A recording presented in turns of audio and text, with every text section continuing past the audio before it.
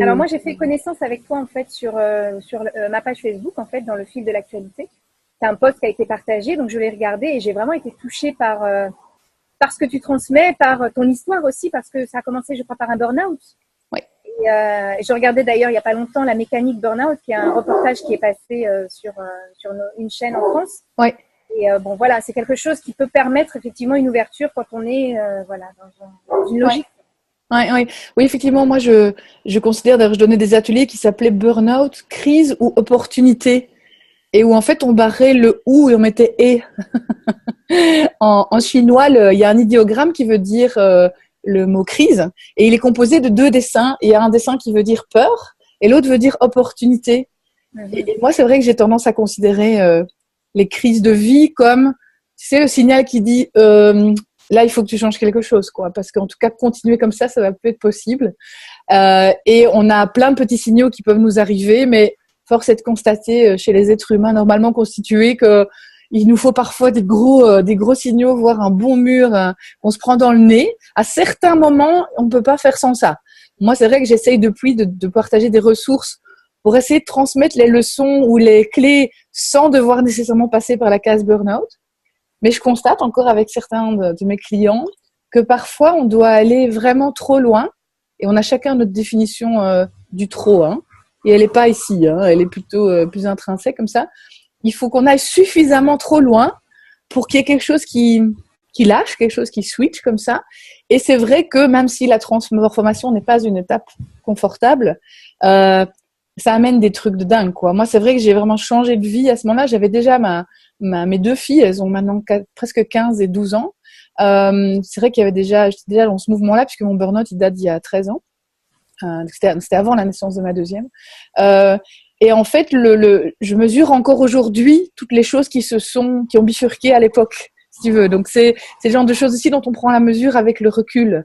Il y a des choses qui nous semblent très étranges et qui prennent sens aussi quand on s'en éloigne. Tu sais, c'est comme quand tu es dans un terrain, tu vois pas grand chose, tu vois que juste là où tes yeux te portent. Mais si tu te mets sur une hauteur, sur un petit mont, tu vois toute la vallée. Si tu prends un hélicoptère, tu vois tout le paysage. Hein, chez vous, ça doit être fort joli, les paysages qu'on voit quand on prend comme ça de l'altitude. Et c'est vrai que ça a été un déclic pour moi. J'aimais bien ma vie en fait à l'époque. J'étais très enthousiaste, j'ai toujours été très enthousiaste. Je faisais rien à moitié, y compris le burn-out. Je crois que j'ai mis autant d'énergie à m'en sortir que j'avais mis à me mettre dedans. Et c'est vrai que j'avais envie d'une vie pleine. Et on me renvoyait souvent justement ça. C'était tu fais trop de choses, tu sais, il faut de la mesure, de la tempérance, il faut choisir. Et moi, c'est tous des mots qui me donnaient juste l'impression qu'on me demandait de couper un bras ou une jambe et que je pouvais juste choisir lequel, tu vois. Et donc, on me présentait cette vision assez classique, hein, que tu connais certainement, assez normée, que j'appelle un peu cerveau gauche, qui dit voilà, il y a les bons chemins, ils vont généralement tout droit. Et si tu t'en écartes, tu te perds, et donc la société va te renvoyer que tu es hors du chemin et va, dans sa grande bonté, t'inviter à te remettre sur le juste chemin. Sauf que moi, je me suis rendu compte que ce que le monde dans lequel je vivais, éducation, école, parents, société, etc., que le chemin que ce monde-là me proposait comme étant le chemin juste, il me convenait pas du tout, en fait. Et que moi, j'avais envie de faire plusieurs choses, que j'avais beaucoup d'idées, que j'aimais la diversité, que j'aimais une certaine aventure dans ma vie, de découverte, d'apprendre, etc. Et que là où on me disait que je n'allais pas jusqu'au bout des choses, j'ai appris à répondre que moi, j'étais très vite au bout des choses, en fait, à mon bout des choses. Et que j'avais envie, comme quelqu'un qui digère très vite et qui, a 1h30 après le repas, à nouveau faim.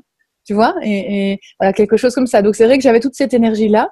Et j'ai découvert pour mon propre chemin de guérison plein de ressources dans le domaine des thérapies, du coaching et aussi des techniques énergétiques. Et j'ai commencé vraiment à me nourrir. C'est un peu comme tu fais. Moi, finalement, j'ai été chercher des ressources pour moi. Et comme je les ai trouvées chouettes, j'ai eu envie de les partager. Et finalement, le chemin, les ressources que je partage à ma communauté, que ce soit dans des consultations individuelles, des ateliers, des programmes en ligne, un blog, des petites vidéos, des choses comme ça, et finalement plein de chemins différents, plein de moyens, de médias différents. Mais c'est toujours cette idée de partager les outils, ressources qui m'ont tellement aidé, moi, à pouvoir inventer la vie qui me plaît aujourd'hui. Et comme je disais, j'ai dans un petit reportage qui était passé sur la chaîne en Belgique, je fais exprès que ma vie soit chouette. Et ça ne veut pas dire qu'elle l'est toujours. Donc, je n'ai pas une antidote et je suis pas immunisée contre les coups durs ou voilà, tu sais, la météo de la vie. Encore l'année passée, des gros trucs à la fois privés, personnels, financiers, etc. Donc, la météo, j'en ai aussi.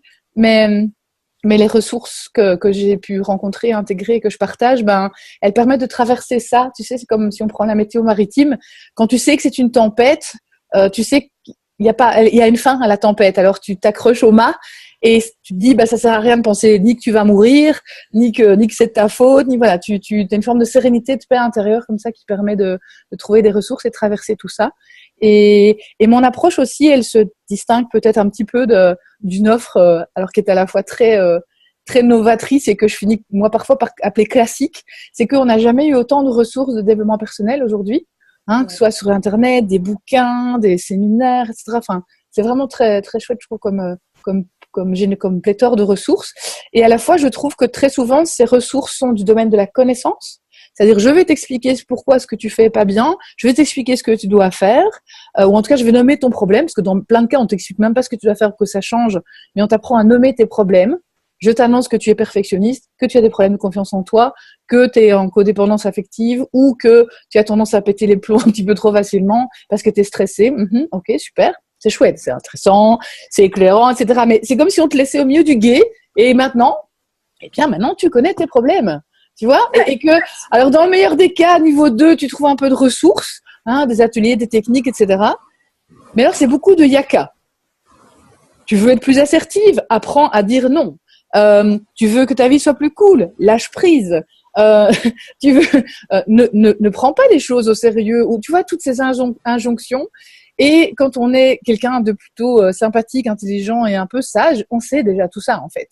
Et le fait de se l'entendre rappeler, non seulement ça nous aide pas tout à fait, mais moi je trouve que ça peut aller jusqu'à aggraver un sentiment d'incompétence, de frustration, parce que la seule conclusion logique à laquelle tu arrives, c'est donc moi le problème, parce que puisque je le sais et que je ne le fais pas, c'est que je suis nulle ou que je ne sais pas le faire et qu'il me faut encore plus de connaissances, aller chercher chez maître machin ou professeur truc, souvent des hommes, tu sais la recette, l'antidote, tu vois, la voie de la lumière, la voie de la vérité. Moi, c'est vrai que j'ai une approche différente. J'ai une approche à la fois hyper pragmatique et très logique et qui à la fois va s'appliquer à des domaines plutôt intuitifs, affectifs ou émotionnels. C'est-à-dire, c'est l'idée qu'un être humain ne fait jamais rien sans raison. Ça veut dire que si j'arrive pas à ouvrir la bouche devant telle personne ou dans un tel contexte, j'ai peur.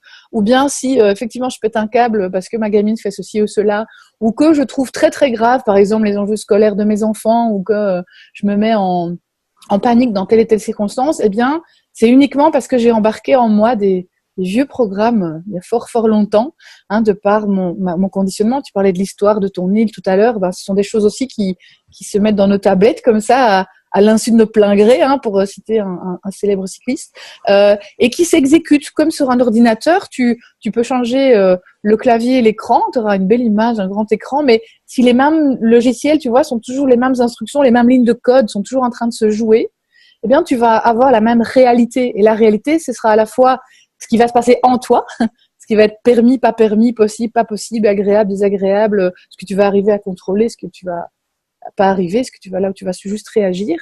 Et même chose avec la réalité qui t'arrive. Alors ça, c'est un peu dingue, mais moi, je crois aussi, je suis convaincue que la réalité qui se déroule devant moi, la pièce de théâtre de ma vie, c'est aussi l'application de mes scénarios, de mon petit metteur en scène intérieur. Donc c'est déjà une toute autre manière de voir les choses, plutôt que de se dire je fais bien, je fais pas bien, ou je suis nul, je suis pas nul, je fais convenablement pas. C'est tiens, pour l'instant il semble que je sois au courant ou pas, mes programmes ils ont l'air de s'exécuter comme ça. Et quelqu'un à l'intérieur de moi pense que c'est une bonne idée de faire ceci, ou croit vraiment que c'est mieux de faire cela, ou que c'est dangereux de faire cela. Tu sais, comme dans le film un des derniers Pixar Walt Disney, vice-versa, avec les petits personnages, la joie, colère, etc., tu vois. Eh bien, c'était, c'est l'idée qu'ils ont chacun leur programme, leur vision du monde, leur vision de ce qui est bien pour nous, et qu'ils font que l'exécuter. Donc ça, c'est déjà une grande différence, évidemment, par rapport à ce côté IACA, bien faire, mal faire, se contrôler, gérer, etc. Et le deuxième ingrédient fondamental de ce que je propose, et je trouve que c'est une bonne nouvelle, c'est qu'il y a moyen de faire des mises à jour des programmes. Parce que là aussi, on nous enseigne quand même encore beaucoup que Alors, tout se joue avant 6 ans. Déjà, c'est super Ouais, culpabilisant pour les parents parce que la moitié se dit, ah mince, mes enfants ont déjà 6 ans, oh, ça y est, je vais nourrir des psychothérapies quand ils auront tous, rassurez-vous, ils iront tous voir des psys quand ils seront grands. Ok, on va juste faire de notre mieux. Mais oui, il y a effectivement des programmes qui s'impliquent, qui s'impriment. Les enfants, c'est comme de la glaise, ils sont dans un état de réceptivité tellement extraordinaire, c'est pour ça que ça va prendre tellement de choses dans les premières années de la vie. Donc oui, il y a un état de réceptivité et on va dire qu'il y a un état de conscience ou de maturité, d'analyse qui est plus premier, plus primaire à ce moment-là. Donc on va dire que les choses, on les prend en termes bruts et elles ont une grande empreinte. Mais non seulement les empreintes, elles durent, il y en a encore plein qui se font après, donc il n'y en a pas que avant 6 ans. On peut se faire des empreintes traumatiques plus tard.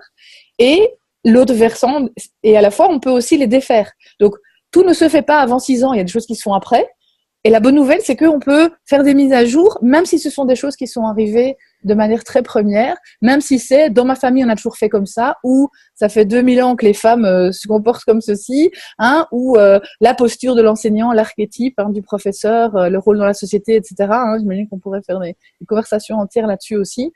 Le respect, j'en sais rien, la discipline, le cadre, la norme, la réussite, à quoi ça sert un diplôme, qu'est-ce qu'on apprend à l'école, maman ça sert à rien, voilà, toutes ces questions-là. Ben finalement, il y a c'est comme si on pourrait dire, tu vois, on a 10-15% de conscients qui a un avis sur les choses aujourd'hui. Et toi, moi et d'autres, ben, on a lu des livres, on sait déjà des choses, donc on éclaire notre réalité déjà avec un autre regard. Mais ce n'est que 10-15% parce qu'il y a 80%, 90% qui sont gérés dans cette partie inconsciente. Et que même si je peux avoir la vue sur le programme, là, tu sais, si je peux ouvrir le fichier et voir toutes les lignes, effectivement, conditionnement culturel, histoire familiale, etc., je peux pas cliquer dessus, là. Tu vois, c'est comme dans les programmes informatiques, tu vois le truc, c'est en grisé, et tu veux cliquer, et ta souris, elle prend pas, tu dis, ah, mince! Parce que tu n'as pas les droits d'administrateur pour modifier ça. Et c'est vrai que moi, l'approche que je propose, elle permet, en fait, des outils qui permettent la mise à jour, finalement, de ces programmes-là. C'est doux, c'est léger, c'est facile, c'est assez rapide, c'est durable et on n'a pas nécessairement besoin de savoir d'où ça vient. Ça économise aussi des années de divan et de recherche aussi dans le passé. C'est intéressant de comprendre son chemin et à la fois faut pas attendre d'avoir trouvé l'origine pour pouvoir la modifier. Donc tu vois ici cette vision-là, ici j'ai illustré avec des exemples un peu qui concernent les gens qui te suivent, mais t'imagines bien que ça s'applique dans la gestion du temps, dans les relations de couple, les relations avec les enfants, l'estime de soi, le poids, l'alimentation, le stress, le sommeil, la dépendance affective, les addictions, voilà, dans tous les domaines finalement. On peut le décliner. Mais ça concerne aussi d'abord d'être en capacité de traverser ses peurs et d'aller regarder là où ces zones d'ombre et tout ça aussi. Alors, l'avantage, moi, l'approche que je propose, et je les répéterai à la fin, mais donc mes propositions, elles sont sur mon site qui s'appelle éveilleuse.com, puisque moi, j'ai inventé mon métier, j'ai décidé de l'appeler éveilleuse de possible. Voilà, pour finalement aider les gens à s'alléger de ce qui les empêche de se déployer pleinement dans qui ils sont vraiment, et du coup, que ce soit personnellement ou professionnellement, de vivre une vie légère et d'avoir la vie qui les fait kiffer. Moi, j'aime beaucoup le concept scientifique du kiff. Je trouve que c'est finalement une bonne référence. Et en fait, il y a des gens que ça intéresse de comprendre, tu vois, d'aller creuser, comprendre, savoir, etc. Je fais plutôt partie de ces gens-là. Mais il y a aussi plein de gens qui disent, mais moi, je voudrais juste que ça s'arrête, en fait. Et l'avantage, c'est qu'avec cette approche-là, tu peux diminuer la puissance d'une peur, même si tu ne sais pas nécessairement vraiment tout à fait pourquoi, comment, etc. Tu peux juste nommer la peur, parce que évidemment, la première étape, c'est la prise de conscience. Prendre conscience qu'effectivement, et ça, moi, par exemple, quand dans mes ateliers ou dans les séances individuelles, il y a un petit peu un jeu de questions-réponses, et quand quelqu'un me dit je suis complètement angoissée. Ok, j'aimerais bien savoir, explique-moi de quoi tu as peur. Je ne sais pas. Ok, je vais t'aider à un peu faire émerger ça, faire un lien avec des thématiques qui te concernent certainement.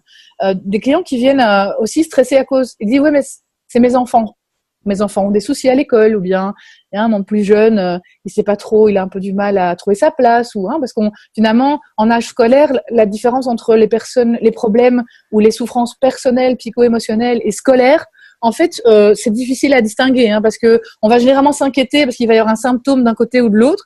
Mais en fait, démêler les causes et les conséquences, c'est vraiment pas simple parce qu'on peut très souvent se tromper de problème et donc se tromper de solution. Par exemple, ce ce qu'on appelle les nouveaux enfants, les nouveaux types d'apprentissage. Il y a des enfants que l'école classique va qualifier de d'insuffisants. Alors qu'en fait, ils sont plutôt plus doués, en fait. Ils sont plutôt surdoués. Ce qu'on appelle les hauts potentiels, ou d'autres, etc. Et que du coup, ils sont pas à leur place. Jusqu'au jour où on pourrait se demander si c'est pas l'école qui est pas à sa place. Voilà, c'est clair qu'à un moment donné, qui décide la norme, tu vois, et qui décide qui est anormal. On est vraiment dans ces questions-là. Par exemple, une personne, un adulte qui va venir me trouver ou qui va venir dans les ateliers. Par exemple, je fais un atelier en mars sur le lâcher prise. Mais justement, pour aller au-delà des injonctions et il faudrait que je lâche prise, ça serait quand même bien si je peux lâcher prise, mais d'aller vraiment aller voir ce qui nous empêche de lâcher prise ou tous ces programmes intérieurs qu'on a encodés et qui disent ça c'est grave, ça c'est méga important, ça c'est la fin du monde, ça c'est dangereux, ça je peux pas laisser passer. Finalement, c'est ces réglages-là qui donnent des attitudes du côté de l'enfant ou du côté du parent qui vont être des attitudes logiques selon le programme, même si on se dit mince, j'avais dit que je m'énerverais pas. J'avais dit que je lui donnerais une instruction à la fois. J'accueille le fait que mon enfant a une autre définition du temps que la mienne. Ok. tu vois de quoi je parle, tous ces exemples-là. Et donc, le parent va à la fois agir avec sa vision consciente de mes valeurs, éducation, c'est je veux surtout pas faire comme mes parents. J'ai envie d'être une maman ou un papa comme ceci, etc. Donc, il y a ce qu'on sait. Et on va lire des livres et ensuite des chouettes sites et des blogs, etc. Et à la fois, il y a tout l'encodage qu'on a reçu nous-mêmes dans notre parcours personnel, nous, quand on était enfant. Tous les modèles, les injonctions, les valeurs et les croyances qu'on a reçus consciemment au nom de nos parents. Tu vois, par exemple, un diplôme, c'est indispensable. Sans diplôme, tu vas nulle part dans la vie. Ok, c'est gravé à la pierre, là, ok. Voilà, à partir de là, on peut discuter. Donc, on imagine bien qu'un enfant qui, à un moment donné, pour plein de raisons, va commencer à accumuler des mauvaises notes, le parent, il a beau lire des livres qui disent « Waouh, il faut la compréhension, la bienveillance, etc. » Il y a sa cote d'alerte inconsciente là, à l'intérieur qui commence à monter et qui dit « Alerte, alerte, alarme, mon enfant est en train de rater sa vie. » Il a 12 ans, mais je sais déjà, j'ai déjà prévu qu'il allait rater sa vie. Or, c'est un enjeu qui nous touche super fort, ça, parce que voilà, on a tous envie que nos enfants soient heureux, mais on a tous embarqué aussi une définition de « C'est quoi être heureux ?» Réussir sa vie. Petit kit de définition de réussir sa vie. Et puis, on a aussi la fiche qui va avec et qui disent les conditions qu'il faut cocher pour pouvoir avoir le truc, là, tu vois. Et quand tu as reçu une fiche qui dit réussir sa vie, c'est avoir un bon travail. Et si possible, un travail stable. On a beau savoir que c'est plus comme ça que ça marche, on a clairement toujours tous ces fiches-là.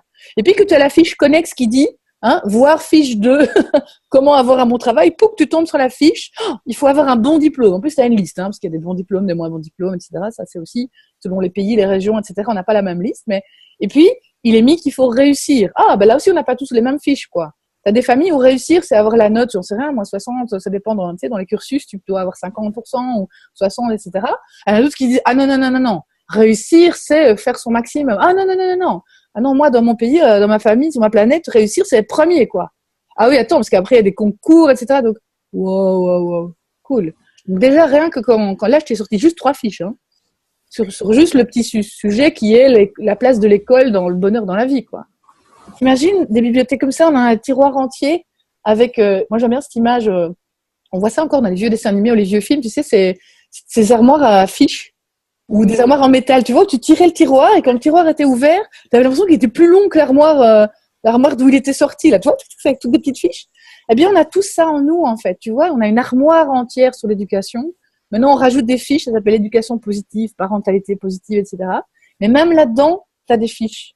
Oui. Moi, j'entends beaucoup de gens, c'est toujours le travers des nouvelles idées, c'est que la parentalité positive, c'est chouette. Du coup, interdiction d'être énervé, interdiction d'avoir des journées sans, interdiction en fait, on doit être parfait, quoi.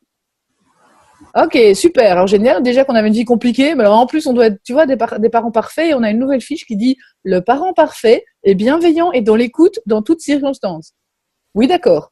Mais moi, j'ai une autre fiche qui s'appelle le parent normal a aussi des journées de merde où effectivement, il va s'énerver sur ses enfants. Moi, ce que je suggère, c'est se rendre compte le plus vite possible qu'on est en train de s'énerver et que ça ne sert à rien, et avoir des ressources à sa disposition pour se recentrer, retrouver son calme, et puis discuter avec ses enfants après. Et on peut... Moi, je m'excuse quand je crie. Ben oui. Je ne m'excuse pas de la raison pour laquelle j'ai crié. J'explique d'ailleurs qu'elle était très bonne, la raison. Et je dis, voilà, j'aurais aimé ne pas être dans un état où je me suis mis à crier alors que c'était pas utile, pas nécessaire, et que c'était une réaction chez moi et pas une décision. Et des fois où je monte le ton, mais c'est choisi. Là, je m'excuse pas du tout après, hein. Je dis, OK, on passe alerte, code d'alerte niveau 5, là. OK, en Vigipirate, on sort les moyens importants. Donc, tu vois, toute la différence, c'est finalement, est-ce que tu es en train de choisir ta réaction ou est-ce que tu es juste en train d'exécuter ton programme et de réagir? Et ça, pour moi, je trouve que c'est une manière plus intéressante d'entrer dans la question de la relation parent-enfant que d'entrer dans les bons comportements, les mauvais comportements, les émotions positives, les émotions négatives. Non. Sinon, comment tu apprends à tes enfants à gérer leur colère? Si toi, tu fais comme si elle n'existait pas ou si elle prend toute la place. Tu vois, finalement, parce que moi, ce que j'entends beaucoup derrière, enfin, dans les volontés, les motivations des adultes qui sont intéressés par la parentalité positive, c'est j'ai envie de donner des choses à mes enfants pour qu'ils se construisent, qu'ils aient une chouette enfance, mais qu'ils se construisent aussi dans des valeurs, dans des attitudes, dans des compétences émotionnelles, relationnelles, intellectuelles, etc. plus tard. J'entends souvent le double, tu vois, que ça se passe bien maintenant et à la fois que ça les construise pour plus tard. Et les parents vont se nourrir de conseils et de petites techniques, etc. Et franchement, il y a des perles, des pépites, des choses, hein, c'est pas toi qu'il faut le dire, des trucs vraiment super intéressants. Et à la fois, on fait rarement, je trouve, le lien avec on fait comme si ces compétences se baladaient toutes seules, tu vois, comme si c'était, tu sais, un pull que tu enfiles ou tu changes ta marque de basket pour courir plus vite. Enfin, je veux dire, comme si c'était juste des accessoires et qu'il suffit de choisir plutôt A ou plutôt B. Alors que dans la vraie vie, ça se passe pas comme ça, quoi. Tu vois, j'ai beau le savoir. Je sais que j'ai vraiment switché, moi, quand j'ai commencé à faire de la pleine conscience. Ben voilà, déjà. En fait, le retour, c'est le retour à soi, quoi. Qu'est-ce qui est important pour moi? De quoi j'ai envie dans ma vie? Oui.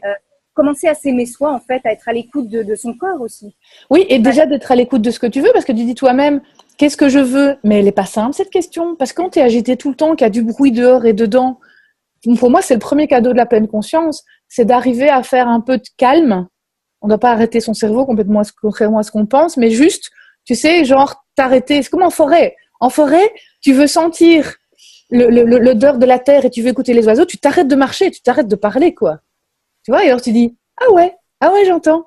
Mais c'est un peu la même chose avec ce qu'il y a à l'intérieur de soi. Il y a ce que les choses ont l'air d'être, mais si tu prends pas les ingrédients nécessaires, hein, temps, espace, calme, pour te dire, c'est quoi mon problème ici, en fait? Pourquoi je suis en train de me fâcher? Parce que ça aussi, hein. Tu peux dire, tiens, qu'est-ce que je veux? Mais tu pourrais aussi te dire, pourquoi est-ce que chaque fois que ma gamine fait ça, ça m'énerve? Eh bien, c'est une vraie question. Et souvent, la réponse, elle est complexe, en fait. C'est pas juste parce qu'elle est lente. Déjà, ça, c'est intéressant. C'est qui est lente? C'est qui a le vrai temps ici, tu vois? On pourrait dire que c'est peut-être toi qui es super rapide. Ou toi, t'as grandi avec dépêche-toi, hein, le fameux, là, toute ton enfance, tu vois? Avec qui tu te dis, OK, c'est un petit dialogue intérieur, c'est parce qu'elle est lente. Et puis, il y a la partie sage de toi qui a lu des livres qui dit, oui, enfin, je veux dire, elle a peut-être un autre rapport au temps. Toi aussi, tu as souffert qu'on te dise tout le temps, dépêche-toi. C'est vrai, intéressant. Oui, mais n'empêche, on va être en retard à l'école. OK, si on trouvait une solution, on va rallonger le temps de préparation du matin, tout le monde se lève un quart d'heure plus tôt. Ah, mais j'aime pas. Oui, mais franchement, ça va être nul. Et puis, on essaye ça. Et du coup, moi, ma numéro 2, elle est comme ça. On vit pas dans le même fuseau horaire, elle et moi, à mon avis. Et alors, effectivement, on laisse plus de temps. Et à la fin, on a une petite stratégie qui est, on a Neva, à cette heure-ci, tu dois déjà être en train d'être habillée parce que sinon, tu as toute la suite qui va pas. La grande, juste vérifier qu'elle a entendu son réveil. Pour le reste, elle est tout à fait autonome, tu vois. Mais tu pourrais aussi te dire, mais en fait, moi, ça me stresse parce qu'en fait, moi, je suis à la bourre tous les matins. Et en fait, du coup, comme tout est toujours trop court, le moindre imprévu, que ce soit ma gamine, la machine à café, la voiture, etc., ça me rend dingue. Ah, ok, donc en fait, ça n'a rien à voir avec ta fille. Et tout obstacle qui t'empêche de réaliser ce que tu veux parce que toi-même, t'es stressé ou pas confortable. T'entends? C'est pas du tout le même problème, hein. Je vais pas aller chercher les mêmes ressources, je vais pas aller chercher les mêmes solutions. Je vais pas... Parce que t'imagines une personne qui a en fait un problème de stress parce que insatisfaction, frustration, j'aime pas mon job, j'ai pas les moyens, je suis toute seule, voilà, parent tout seul et c'est un peu la galère. Eh ben, elle va penser que l'origine de son problème, c'est que sa gamine est lente. Ah ben c'est super, elle va faire coacher sa gamine, je sais pas, on lui faire des trucs de psychoéducation, logopédie, de time management pour enfants, etc. Mais ça ne va pas répondre à son problème. Donc elle va continuer à s'énerver sur sa fille en disant c'est ta faute si je suis stressée le matin et t'es même pas foutu de changer ou de résoudre ton problème. Alors que si ça tombe, le problème était ailleurs, tu vois. Donc moi c'est ce que j'entends souvent aussi. Je prends un autre exemple, c'est le désordre. Je trouve que le temps et l'espace, c'est quand même deux sujets assez. Mes filles sont avec moi une semaine sur deux, et je remarque que dans le salon, elles laissaient, tu sais, des paquets de petits biscuits pour le goûter, etc., une tasse de lait, etc. Ah, et je me rendais compte que effectivement, ça m'agaçait, mais à un point. Mais j'ai vraiment pris le temps, après avoir observé une fois, deux fois, trois fois que je m'énervais, je me suis dit, ok, petit briefing ici, temps mort. Ok, c'est quoi mon problème? Alors, je sais que je suis très sensible à l'espace, ce qui n'est pas le cas de tout le monde, hein. Donc, j'impose un peu mon mode d'emploi en me disant, mais finalement, moi, les objets, c'est du bruit pour mes yeux. Ça veut dire que quand il y a trop d'objets et qu'il n'y a pas, tu sais, quelques surfaces bien zen, etc., ça me fatigue, en fait. C'est comme s'il y avait de la musique tout le temps chez moi. Ok, ça, c'est mon mode d'emploi. Je peux encore le communiquer avec les personnes qui vivent avec moi. Et puis, l'autre truc aussi, c'est qu'étant la seule adulte dans la maison, il y a un petit côté, maman va passer derrière, hein, et donc, on s'en fout, quoi. De toute façon, si on va monter coucher et que c'est toujours comme ça, c'est pour maman. Hein, notion de respect, reconnaissance, etc. Pas cool. Et puis, troisième réflexion intéressante, une petite voix intérieure qui me dit « Oui, ma chérie, mais la semaine où tu es toute seule, toi, tu laisses parfois aussi ta tasse et tes biscuits et ton paquet de biscuits sur la table. Pourquoi ça ne t'énerve pas ?» Ah, intéressant. Parce que tu vois, ça ne valait pas pour les deux autres. Et je me suis rendu compte, effectivement, que c'était la notion, dans mon mode d'emploi à moi, quand on a fini quelque chose, on le termine. Tu vois, j'ai fini de goûter, je remballe toutes mes affaires et je le fais. Parce qu'on est plusieurs et que donc, voilà. Et ça valait que pour elle, comme par hasard, ça valait pas pour moi. Ah ben, j'ai pu avoir une petite discussion avec mes filles en disant, voilà, moi, je vous explique comment ça marche sur ma planète. Sur ma planète, j'ai du bruit, la notion de bruit pour les yeux. Je leur demande pas d'entendre la même musique que moi, je leur dis que comme on vit ensemble dans le même espace, et dans les espaces communs, on fait des règles. Et donc, ma fille aînée, Maline, négocie que dans sa chambre à elle, elle peut avoir une autre définition du silence spatial, ok? J'adore, j'ai l'impression que les ados, c'est fascinant. Donc, on a négocié, pas de trucs par terre, pas de trucs à manger, etc. Mais au-delà de ça, c'est maman qui lâche prise et qui ferme les yeux quand elle rentre dans la chambre parce que c'est son territoire et le jeudi, quand elle part, elle doit avoir rangé sa chambre. Tu vois, donc on fait chacune une partie du chemin. Et pour le reste, on a fait des deals avec les filles. Bah maintenant, quand on vient au salon avec des trucs, on les met sur un plateau. Comme ça, on fait pas 18 trajets en oubliant toujours un papier, etc. On met tout. Et puis mes filles ont négocié qu'on mette une petite poubelle aussi tout près. Comme ça, on n'a pas à se taper la cuisine. On peut aussi, tu vois. Donc c'est toujours un mélange de bon sens, de solutions pratico-pratiques qui vont vraiment changer la vie de tout le monde. À la fois d'efforts partagés, réalistes et partagés. Mais tout ça, tu ne peux l'élaborer que si tu as pris le temps, tu as pu être, comme tu disais, en contact avec toi-même et avoir un regard plus ou moins lucide sur c'est quoi le ou les problèmes qui sont vraiment derrière cette réaction, ce comportement, cet énervement, cette frustration, cette peur, etc. Donc, c'est à la fois très simple et à la fois pas spécialement facile parce qu'on a tous tendance à fonctionner en pilotage automatique tout le temps. Donc, à penser que notre vision du monde est la bonne, on l'applique à tout le monde comme nous, on nous l'a fourgué, d'une part. D'autre part, on est tous fort agités. Et donc, c'est comme en forêt. Hein, on ne peut pas sentir ou entendre si on s'agite et qu'on cause ou qu'on écoute de la musique tout le temps. Donc, la notion de, comme tu disais, pleine conscience, de calme, en tout cas, de moment de juste break, pouvoir dire, OK, là, qu'est-ce que je sens, qu'est-ce que je pense, de quoi j'ai besoin, pouvoir réajuster les choses. Donc, déjà, et du coup, toutes les ressources, on est toujours sur le thème de la parentalité positive, tu peux lire tous les bouquins du monde, tu peux lire tu peux aller à des séminaires, des choses comme ça, ou même te faire suivre individuellement. Si tu n'es pas en contact effectivement avec ce que tu veux, ou qu'en tout cas, une fois que tu es dans les réactions émotionnelles, tu es noyé par ton pilotage automatique et tes réactions, tu pourras devenir prof en parentalité positive, tu pourras toi-même donner des ateliers, mais je suis pas sûre que l'ambiance à la maison va être transformée, quoi. Tu vois, donc vraiment, ces différents niveaux-là, je trouve que c'est vraiment assez crucial. Donc, c'est pas compliqué, en fait, mais c'est un changement de perspective ou de logique. Alors moi, j'aimerais bien qu'on revienne un petit peu sur l'éducation des enfants, mais à l'école. Oui. Est-ce que tu peux me dire, toi, quelle serait ton école idéale si tu avais à scolariser tes filles, rescolariser tes filles? Oui. Alors moi, j'ai pas mal de chance parce que mes filles, ma deuxième, elle termine, donc c'est l'équivalent de la sixième au collège, sauf que chez nous, les écoles primaires, c'est 6 ans. Et puis 6 ans, hein, donc on est un peu décalé avec vous, mais elle a presque 12 ans. Et toutes les écoles, l'école primaire qu'elle a fait, la première à la sixième, elle l'ont fait dans une école qui a un chouette mélange de pédagogie, puisqu'elle a pris, selon moi, des belles choses, des pédagogies dites nouvelles, hein, Steiner, De Crowley, d'autres choses comme ça, on n'a peut-être pas les mêmes référentiels, mais la pédagogie qui est centrée sur le cerveau bien, la tête bien faite plutôt que la tête bien pleine, l'attitude l'autonomie d'apprentissage, le vivre ensemble, les valeurs aussi de citoyenneté pour former des futurs adultes responsables et autonomes plus que des avaleurs de contenu et des petits perroquets. Et tout ça dans une école qui a toujours valorisé l'engagement. Il y a des conseils d'élèves, même chez les tout petits, pour travailler sur le vivre ensemble, tu vois, on les a impliqués, etc. Donc, vraiment de la chance parce que je trouvais que cette école a pas mal réussi un mélange déjà. Et en n'étant pas uniquement dans, évidemment, moi, ma posture, pour résumer en illustrant ça, je suis très intéressée par la vision centrée sur l'enfant.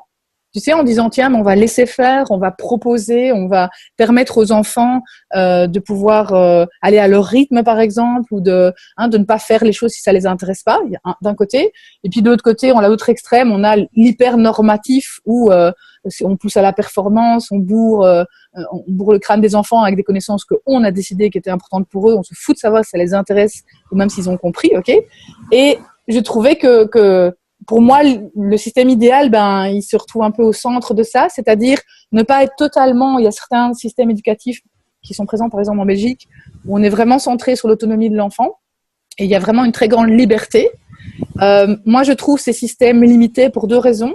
Le premier, c'est que certains enfants ont besoin d'être guidés et cadrés, donc en fait, ce système ne convient pas à tout le monde, ce qui est en fait le cas de tous les systèmes. Et par ailleurs, jusqu'à nouvel ordre, notre monde ne fonctionne pas comme ça. Et donc, en fait, paradoxalement, ces enfants sortent sous-équipés pour affronter la vraie vie. Okay ? Et donc, c'est pour ça que j'aime bien les écoles qui ont pu, déjà aujourd'hui, je trouve, intégrer, tu sais, le meilleur des 2 mondes. C'est comme l'allopathie et l'homéopathie, où tu vois, c'est finalement aller chercher les choses quand elles sont justes par rapport à telle situation, à tel besoin. Et surtout, pour moi, l'école idéale devrait en tout cas envisager plusieurs modes d'emploi d'individus, parce qu'on est quand même toujours dans un système éducatif qui croit que les individus sont tous les mêmes. Enfin, c'est fascinant, quoi. Ça fait quand même, je sais pas, 50 ans ou peut-être que quelques millénaires dans certains coins du monde où on sait que c'est pas vrai. Donc, non seulement ils croient que les gens sont tous les mêmes, et qu'en plus, la norme qu'ils ont choisie, elle est très linéaire, très cerveau gauche, etc. Et s'il y a bien un truc qui est en train de changer dans l'humanité, c'est ça. Hein. Parce que on voit maintenant que les enfants qui étaient les exceptions il y a 10 ans, on parlait de la norme tout à l'heure, moi je mets ma main à couper que dans une dizaine d'années, on va avoir sur une classe 27 hauts potentiels et 3 normopensants, quoi, tu vois. Donc, je pense qu'on est en train de changer d'être humain, on est en train de changer de mode d'emploi. Les êtres humains sont en train de s'éveiller à d'autres choses et quand de mes amis qui disaient, mais haut potentiel, c'est finalement des êtres humains, des enfants, des jeunes adultes, des adultes déjà aussi, qui utilisent plus leur cerveau, qui ont déjà réappris à utiliser plus de choses que ce qu'on utilisait ou ce qu'on nous permettait d'utiliser il y a 10, 20, 30 ans. Et donc, pour moi, la possibilité de diversité, c'est-à-dire d'avoir un système modulaire qui permet, à la fois en termes d'encadrement pédagogique, mais aussi on parle des intelligences multiples, par exemple, de pouvoir donner plusieurs chemins. Tu vois, c'est-à-dire, tiens, on voudrait vous amener, par exemple, à la fin des primaires à telle et telle compétence, déjà pas que des connaissances, mais aussi des savoir-être, etc. Et on dit, tiens, on part tous de là, on arrive tous là, mais on a le droit de prendre des chemins différents de nouveau en termes de cadre d'encadrement, mais aussi de comment j'y arrive et qu'est-ce qui me convient comme méthode pour y arriver, comme contenu aussi, d'une part. Et d'autre part aussi, mais là, on est au-delà de l'éducation, au-delà du système éducationnel au sens enseignement du terme, ok. Je l'ai abordé tout à l'heure. C'est aussi, il y a des croyances à faire exploser par rapport au lien entre école et réussite, parce que ça continue quand même encore aujourd'hui. Je vois, moi j'ai 47 ans, j'ai des jeunes parents même qui ont une jeune trentaine d'années, etc. et leurs enfants sont en maternelle, sont déjà en train de se dire oui, je vais les mettre en maternelle, en immersion, comme ça après il fera la haute école, machin, tu vois. Super. T'as juste envie de leur dire, les gars, on sait pas. Hein. Donc, vous pouvez prévoir des trucs, mais moi, tout ce que je sais, c'est que je ne sais pas. Je ne connais pas l'avenir de mes enfants, en fait. Alors, c'est pas simple de vivre avec cette incertitude-là, mais qu'en tout cas, faire exploser cette croyance que on gagne des points, des gommettes selon l'école qu'on a fréquentée, les options qu'on a fait, et que ton dossier, je sais pas qui le tient, moi, c'est même pas Dieu, c'est une espèce de garant là la réussite sociale, comme s'il y avait quelqu'un quelque part qui était tout le temps en train de voir ton dossier en disant pas top, hein, tu vois, ou bien la plupart des métiers qui existeront dans quelques années n'existent pas encore actuellement. Voilà. Et ceux qui sont aujourd'hui encore le maître achat, ils n'existeront plus. Ouais. Donc, comme on sait qu'on ne sait pas, enfin, admettre qu'on ne sait pas, eh bien, ça t'oblige et ça t'invite à réinventer complètement ton système. Parce que ça serait un système qui serait finalement plus construit pour aujourd'hui que pour demain. Pour l'instant, on te parle toujours de l'école qui te servira après-demain. Ok ? Et on sait même plus ce que c'est après-demain. On vient de le dire, on sait juste qu'on ne sait pas, en fait. Il y a des trucs qui vont apparaître, des trucs qui vont disparaître, et en tout cas, ce ne sera pas comme maintenant. Alors que si on faisait l'école aussi pour aujourd'hui, tu vois, pas juste dire, ah bon, alors ma chérie, tu vas te taper, ma plus jeune fille, elle a 3 ans de différence avec sa grande sœur, et donc, comme tous les enfants, elle trépignait pour aller à l'école. Au début, tu vois, avant que ça commence. Et puis, petit cartable, avec son petit chaton dessus, là, tout fier le premier jour, etc. Elle y va, premier jour, deuxième jour. Puis, troisième jour, elle revient, véridique, hein. Me dit, maman, j'ai changé d'avis. En fait, j'arrête. Et alors, je lui ai dit, oui. Pas une bonne idée. Alors, il y a 2-3 trucs qu'il faut que je t'explique. Alors, en fait, tu vas devoir y aller jusqu'à tes 18 ans. Déjà, 18 ans, quand tu as 3 ans, tu sais même pas où c'est. C'est l'espèce de fin du monde, tellement c'est complètement loin. Elle était désespérée. Et donc, tous les jours de la semaine, elle demandait quel jour on est. Et puis, le jour où tu pouvais lui dire samedi, elle disait, je me suis dit, oh mon Dieu, ça va être dur. Avec ma fille. Voilà, tu vois. Et donc, bon, ça s'est un peu apaisé quand même avec le temps. Elle a commencé à prendre goût à certains apprentissages. Merci la chouette école dans laquelle elle est aussi. Mais c'est pas son truc. Alors que sa grande sœur aime bien apprendre, en fait. Elle est vraiment intéressée, passionnée. Ma petite, elle aime surtout quand on lui dit pas ce qu'elle doit faire, tu vois. La notion de contrainte, etc. Bienvenue au club. Elle n'aime pas du tout. Et d'ailleurs, moi, je la comprends parce que moi, j'étais comme ça aussi. Et donc, devoir, moi, aujourd'hui, la cadrer, alors que je déteste les contraintes, purée, ça, c'est le challenge aussi, quoi. Hein. Tu vois, donc, lui expliquer qu'il va devoir faire tout ça. Et je me suis tapé la question classique de maman, à quoi ça sert les maths? Et moi, je t'avoue, je l'ai fait pragmatique. Hein. J'ai dit, ma chérie, tu sais quoi, franchement, je ne sais pas vraiment. Mais en tout cas, tu dois te taper le test, donc va falloir étudier ton exercice, quoi. Donc, j'ai pas commencé à lui dire plus tard, etc. Si. J'ai pu donner quelques petits exemples dans la vie quotidienne où on se sert des maths. Mais franchement, on peut arrêter à la 6e. Hein, je dirais. Tout ce qu'on a pris. C'est la manière d'aborder les maths qu'il faudrait déjà changer aussi, quoi. Ça a du sens, les maths sont partout autour de nous. Ça peut même être fun, ça peut même être chouette, ça peut même être passionnant. Le langage mathématique, la géométrie sacrée, le rapport entre musique et mathématiques. Enfin, une fois que tu es là-dedans, c'est tellement passionnant. Mais effectivement, les gens qui ont écrit les programmes qui sont encore obligatoires aujourd'hui, quelque part, ils sont déjà à 150 années-lumière enfin, ils sont pas sur la même planète que nos enfants, quoi. Déjà, nous, c'est tout juste. Mais alors, tu vois, donc il y a un énorme décalage comme ça.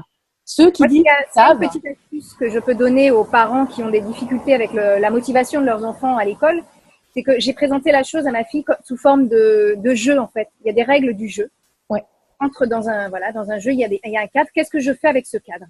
Ouais. Soit je décide que ça me va pas du tout et les choses vont mal se passer et bon, bah voilà, j'assume. Ou soit je décide que je vais essayer de trouver des petits espaces où ça se passe bien et tout ça. Je vais aller voir les copines, les copains, etc. Enfin, je vais essayer d'optimiser au maximum ce qu'il y a à y faire et puis, bah, de toute façon, il y a de la vie aussi en dehors de l'école. Oui, et s'approprier le truc. J'ai dit la même chose à ma petite aussi en disant, en fait, tu as le choix. Soit tu décides de trouver ça chiant et de donner toute la place. Tu sais, sur ta scène de théâtre, tu vas mettre tous tes spots sur tout ce qui va pas. Et je peux te prédire que ça va être pénible pour tout le monde parce que ça ne fait que faire mousser le pénible. Soit tu peux choisir d'accepter, mais pas accepter tout avaler, t'écraser, subir, mais accepter comme tu le dis, c'est-à-dire, ok, je choisis de ne pas me battre sur ce que je ne peux pas changer, mais je vais récupérer toute cette énergie-là pour aller m'approprier toute la marge de manœuvre que j'ai. C'est une autre manière de dire ce que tu viens de dire aussi. Hein. Oui, et moi, je trouve que apprendre ça fait partie aussi des apprentissages de la vie. Et je le dis, maintenant je fais ma maline, moi j'ai mis des années à l'apprendre, hein. Ça s'appelle aussi le lâcher prise sur certaines choses, c'est finalement ça aussi. Et ça ne veut pas dire, je ne te demande pas d'être d'accord, je t'invite juste à ne pas y consacrer trop d'énergie parce que tu vas pas t'y retrouver en fait. Ça va te coûter plus cher, tu vas faire grossir, tu vas zoomer en fait sur le côté pénible et du coup tu vas passer à côté de tout ce qui pourrait être chouette, même par hasard ou par accident, hein. Voir évidemment encore plus ce que tu peux rendre chouette, ce que tu peux t'approprier, ce que tu peux décider d'en faire, ce que tu peux apprendre, comment tu peux te poser dans la classe, dans le groupe, avec tes copines, etc. Et que, effectivement, ta vie va pas commencer au lendemain de tes 18 ans. Tu es déjà en train de vivre ta vie. Donc, enfin, voilà, c'est comme le voyage, tu sais, quand on part en vacances et que les gens disent, ah ouais, j'ai 2 heures d'attente, 3 heures de retard d'avion, puis 7 heures de vol, puis pouf, je serai pas en vacances avant demain soir. Moi, un jour, j'ai décidé que les vacances commençaient quand je sortais de chez moi avec ma valise, quoi. Que je rentre dans une voiture pour un trajet ou un bus ou un avion. Mes vacances, je suis déjà en vacances. Alors oui, je préfère comme tout le monde qu'il n'y a pas d'embouteillage et pas de retard d'avion. Mais ça a tout changé. Parce que je ne suis pas en train de ne pas être en vacances. Je suis déjà en vacances et je me dis, ah, voilà, l'aventure a commencé. Et j'ai des préférences sur comment ça va se passer, évidemment. Mais je ne suis pas en train de me focaliser sur ce qui n'est pas là.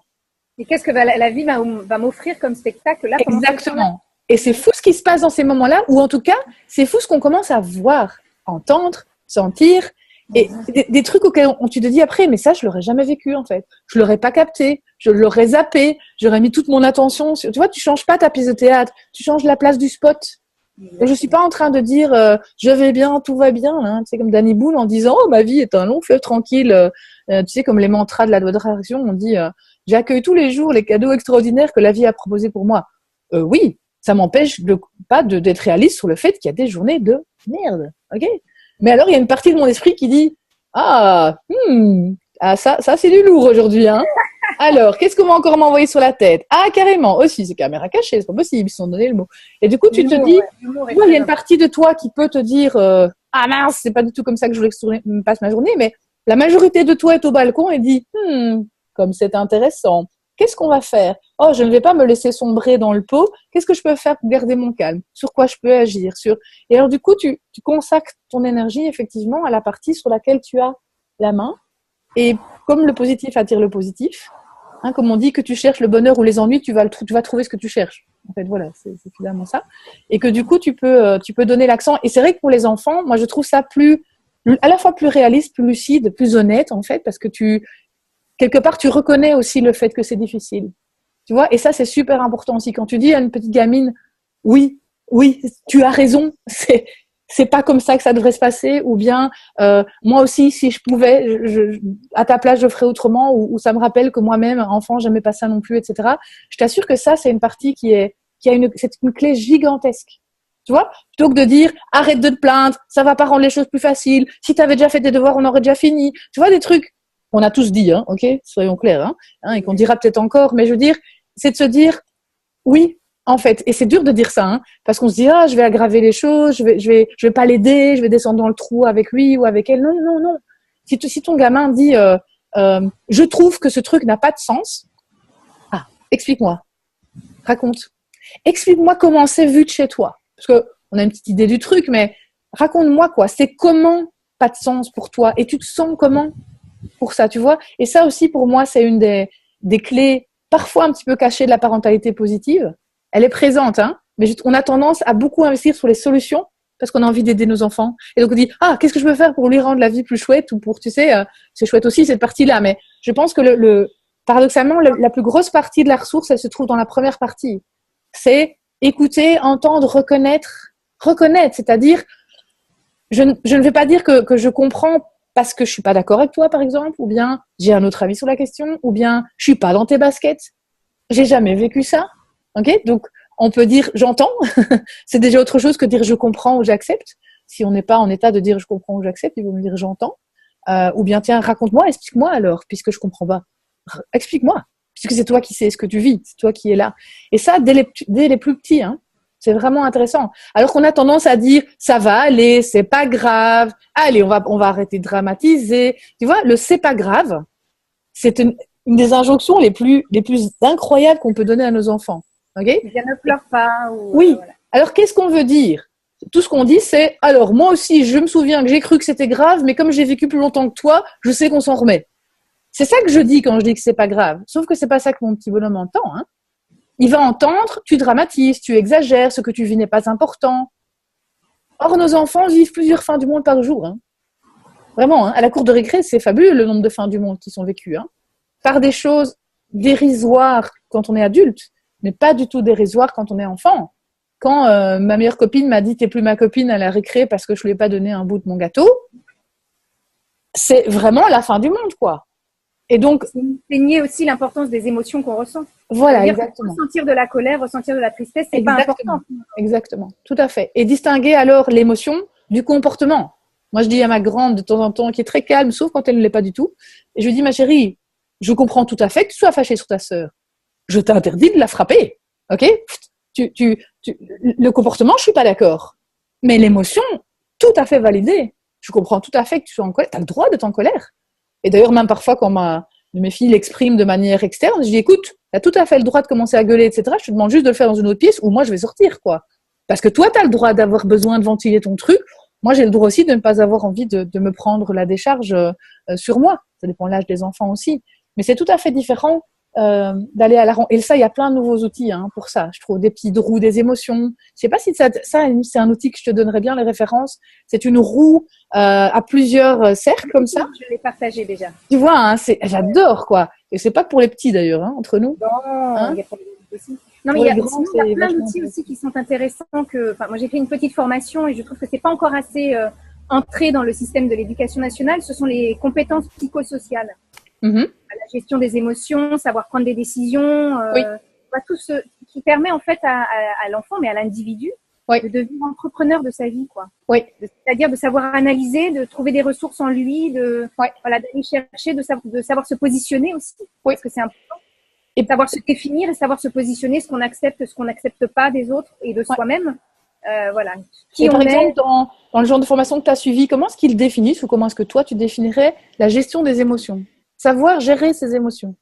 Savoir les accueillir déjà. Ok. Les accueillir, savoir dire ce que c'est, si c'est de la tristesse, de la joie. Oui, les identifier ou les distinguer un petit peu, ouais. Et voilà. Et puis après, trouver des ressources en moi pour pouvoir les traverser, quoi. Okay. Surtout pas les refouler, les traverser. Non, tout à fait. Je suis triste, j'accepte que je sois triste. Et puis, si j'ai besoin de pleurer, je vais trouver un endroit pour aller pleurer. Oui, tout à fait. C'est pour ça que je te posais la question, parce que c'est un enjeu, que ce soit chez les enfants ou chez les adultes, où là aussi, c'est un terme qu'on entend très souvent, la gestion des émotions. Moi, je suis toujours très intéressée à savoir ce que les gens mettent là derrière. Tu vois, chez les adultes, par exemple, je participe aussi je vais à Paris dans 3 semaines sur un événement d'entreprise au féminin, pour les cadres féminines, et il y a un atelier sur la gestion des émotions. Et je me dis, de nouveau, c'est bizarre, on ne met jamais cet atelier dans les cursus des hommes. Donc, un homme qui s'énerve tout le temps au travail, j'ai jamais entendu personne dire « Ouh, toi, tu ferais bien de te faire coacher pour gérer tes émotions. » Donc, généralement, c'est aussi très connoté. Ça veut dire qu'il y a des émotions qui sont autorisées, des émotions qui ne sont pas autorisées. Il y en a qui sont autorisées chez les garçons, il y en a qui vont être autorisées chez les filles. Par exemple, les garçons vont avoir plus de mal avec la sensibilité et la colère, et les femmes, généralement, vont censurer la colère et être tristes à tout bout de champ, alors qu'en fait, elles ne sont pas tristes. Elles sont fâchées, ou elles sont gênées, ou elles ont de la peur, etc. Donc, il y avait ça. Et effectivement, j'aimais bien la distinction que tu faisais entre les ressentir, donc les accueillir, leur permettre déjà d'exister, pour être du coup à leur écoute, les identifier, et du coup choisir, tiens, de quoi j'ai besoin, qu'est-ce qu'il me faudrait là maintenant pour pouvoir aller au bout de cette émotion-là, parce que les émotions, elles ont besoin d'être traversées, en fait. Elles se déclenchent parce qu'elles nous donnent une information. Elles ont besoin d'être processées, traversées, comme vraiment passer par la substance du truc, indépendamment de tout ce que tu veux en retirer. Et tu ressors de l'autre côté. Et si effectivement tu t'es arrêté sur le chemin parce que c'était pas possible, si c'était pas le moment, etc., parce qu'on fait tous ça aussi, elle reste en stand-by. Ça veut dire que tu peux comme ça stocker toutes des colères ou des tristesses ou des peurs qui n'ont pas pu être traversées tout à fait. Et alors ça fait les sacs à dos. Après, on va chez les psys et chez les coachs à 20, 30, 50 ans pour aller essayer de vider là parce qu'on ne se rend même plus compte qu'on a stocké des émotions parce qu'on ne se sent pas en colère alors qu'on a plein de colère en soi. On ne se sent pas triste alors qu'on a plein de tristesse qu'on n'a pas déposée. Ça, c'est un aspect. Et je te parlais tout à l'heure de la différence entre l'émotion et le comportement. On apprend très petit l'équivalence, le kit. Okay, donc, l'enfant va regarder ses parents et les adultes qui l'entourent et va remplir ses fiches. Alors, quand on est fâché, on peut casser des trucs. Quand on crie, on obtient ce qu'on veut. Ok, ça marche comme ça. Et jusqu'au comportement extrême on peut frapper, etc. Donc, il y a ce qu'on va dire en discours, mais l'enfant va aussi observer ce que les adultes font. Et c'est d'ailleurs ce qu'ils engramment le plus. Voilà, exactement. Je regarde plus comment on agit que ce qu'on dit. Voilà, les comportements vont passer au-delà des discours. Et c'est comme ça qu'un parent qui peut avoir un discours très, très bienveillant, égalitaire, s'il n'est pas congruent dans ses comportements, l'enfant va prendre d'abord des paradoxes, des contradictions, mais il va prendre le comportement.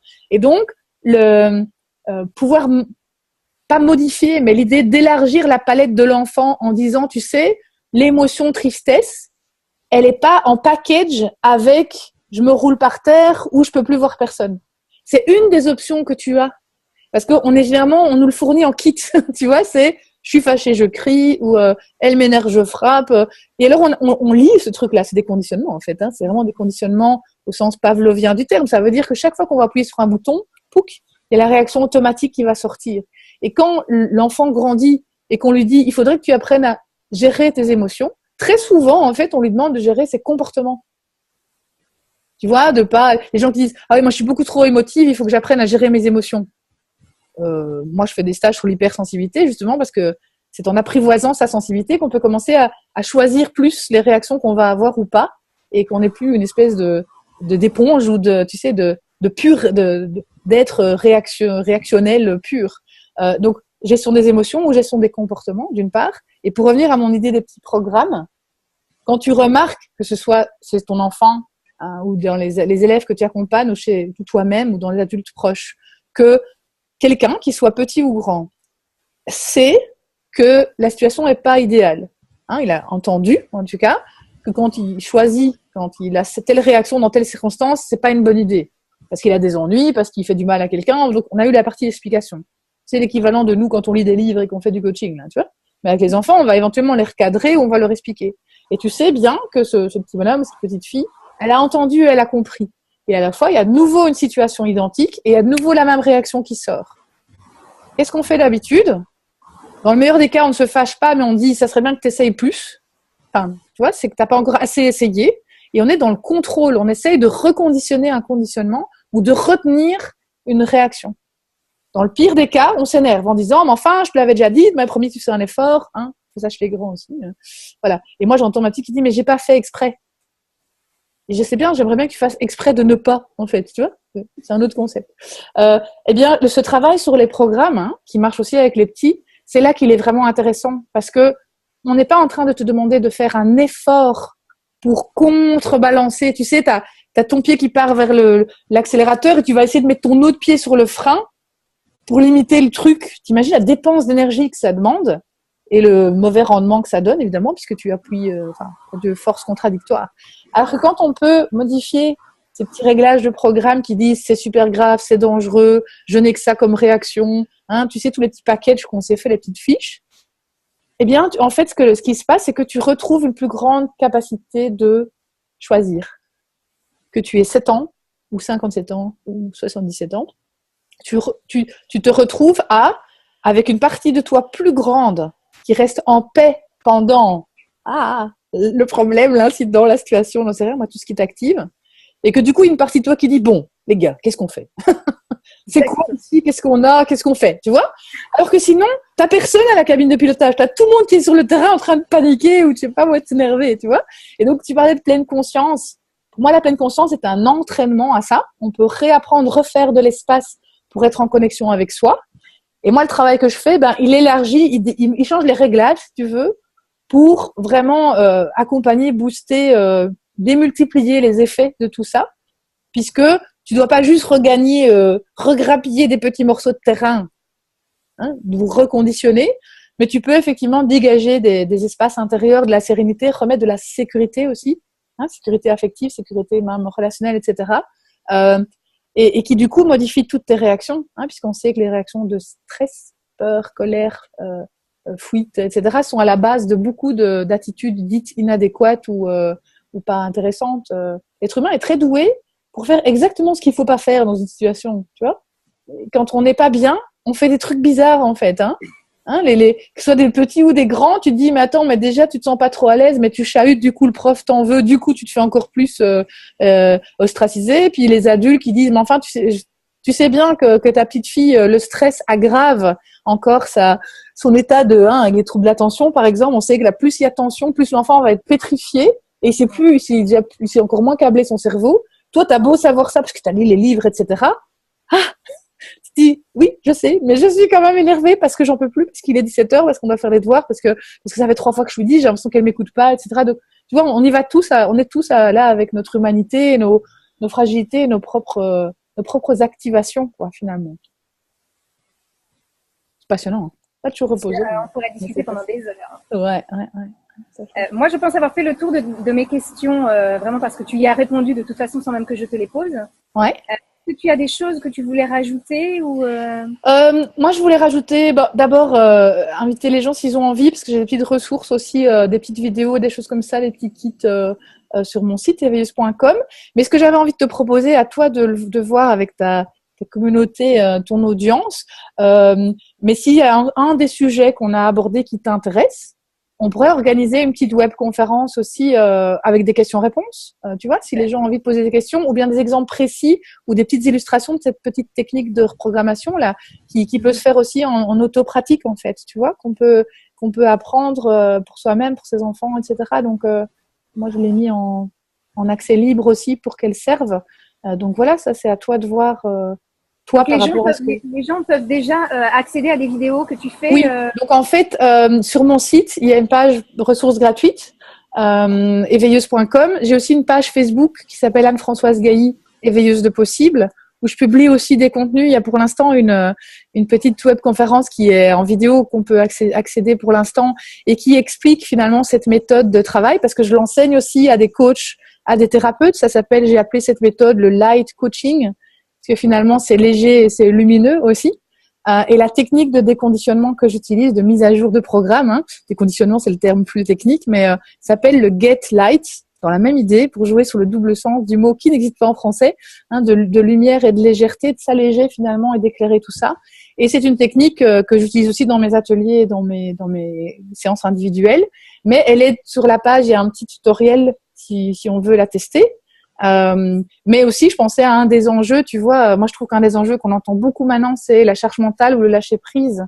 Charge mentale étant la définition du problème, lâcher prise étant la définition de la solution, qui sont beaucoup au niveau conscient maintenant. Donc, on commence à avoir une prise de conscience, on arrive à nommer, à identifier vraiment la part de cet ingrédient-là dans l'insatisfaction, la pénibilité, la vie des familles ou des couples, etc. C'est là, je trouve que c'est un sujet où typiquement cette approche plus sur, ok, on va comprendre pourquoi c'est comme ça et où est-ce qu'on peut aller changer les réglages pour ne plus avoir les mêmes réactions, les mêmes dramatisations ou les mêmes pétages de plomb au quotidien pour que les personnes soient plus en état d'utiliser toutes les connaissances qu'elles recueillent avec des gens comme toi, avec des bouquins, etc. Tu vois, tous les éclairages chouettes sur tiens, éduquer autrement, comment soutenir ses enfants, comment est-ce qu'on peut nourrir la joie, la place de la pleine conscience, tout ça. Eh bien, je trouve que quand on peut mettre plus de paix à l'intérieur de soi au niveau structurel, quand on peut vraiment changer les réglages, on ne passe plus sa vie à se battre contre ces réactions, mais ça commence à devenir de plus en plus facile de mettre en pratique ce qu'on a envie. On se libère en fait. On se libère des conditionnements, on fait de la place dans les fiches, tu vois. On vire des vieilles fiches, on les met à jour, etc. Et on fait de la place pour des nouvelles choses, des nouveaux choix pour aujourd'hui et pour demain. Et en attendant que l'éducation nationale se saisisse de ces concepts novateurs, eh bien, on peut tous faire déjà soit le changement que tu veux voir dans le monde, on peut changer ça, que ce soit autour de la table du repas, dans les messages qu'on donne à nos enfants, dans les comportements qu'on leur propose à la maison aussi, mais aussi dans nos lieux professionnels, avec nos collègues, avec nos conjoints, etc. Mais finalement, moi, je suis une grande convaincue que le changement, qu'il y a des gros changements de société qui en fait se font comme ça. Plutôt que voilà, moi je suis beaucoup moins dans les manifs et beaucoup plus dans la contamination de légère, voilà, parce que je suis convaincue que voilà, chacun a sa place, hein, il faut des gens dans les manifs aussi, mais je veux dire qu'on peut en fait faire transformer les choses de manière subliminale comme ça, voilà, qu'on contamine en fait beaucoup de gens, même s'ils se trouvent au-delà de l'océan et les personnes qui décident pour vous là. C'est ça qui est l'avantage avec la pensée positive et les énergies, etc. C'est qu'elles se foutent des réseaux, de l'espace et du Wi-Fi. Et donc, si vous voulez vraiment contaminer les décideurs de Paris pour changer l'éducation nationale, allez-y et faites naître du positif dans les classes, dans les écoles, dans les garderies, dans les maisons. Même si on a l'impression qu'on est des toutes petites gouttes dans l'océan et qu'on fait des toutes petites parcelles de changement. Voilà, je sais que c'est avec des gens comme toi, comme moi, comme d'autres, à se mettre tous ensemble qu'on fait vraiment changer les choses, quoi. Et pas juste, tu sais, bisounours, joli, mais vraiment des trucs profonds et puissants, vraiment. Voilà, c'est du sérieux, même si c'est avec légèreté. C'est Écoute, comme je te ça. remercie vraiment beaucoup pour ce petit temps partagé avec nous. Mais merci avec toi, c'est pour ça aussi. J'invite les personnes à aller voir ton site et à aller voir ta page Facebook. Voilà, et quand tu veux pour une petite webconférence ou des questions-réponses, etc., on a des fuseaux horaires qui se combinent bien. Donc, c'est possible. On doit pas être, l'une de nous ne doit pas être en pleine nuit au bout de son ordinateur. Donc, profitons-en. Super. Et on fait Très comme ça bien. alors. Je te remercie beaucoup. Merci Malika, bonne fin de journée.